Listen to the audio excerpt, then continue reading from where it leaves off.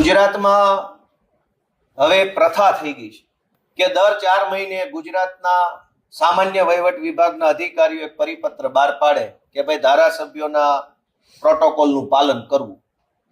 મને એમ લાગે છે કે દર 4 મહિને આવો પત્ર કેમ બહાર પાડવો પડે? હજુ હમણાં થોડાક મહિના પહેલા જ મુખ્યમંત્રીશ્રીએ પરિપત્ર બહાર પાડ્યો હતો કે દરેક અધિકારીઓએ ધારાસભ્યોના ફોન ઉઠાવવા. પછી પાછો અત્યારે હમણાં બહાર પાડ્યો. હવે બીજા 6 મહિના આ તો જાહેરનામા જેવું થઈ ગયું કે 3-6 મહિને ફરજિયાત બહાર પડી જાય છે અને કોઈ માનતું તો છે નહીં. મને એમ લાગે છે કે હવે એક એવો પરિપત્ર બહાર પાડવો જોઈએ કે અમારી આખી સરકાર રાજીનામું આપે છે કેમ કે અમારા અધિકારીઓ સામે અમારું કાંઈ ઉપજતું નથી.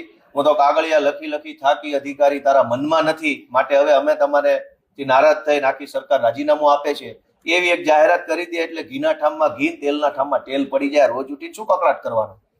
30 વર્ષથી ભાજપની સરકાર છે અને તમારા અધિકારને તમારે કાગળિયા લખવા પડે નરસિંહ મહેતાની હુંડીની જેમ?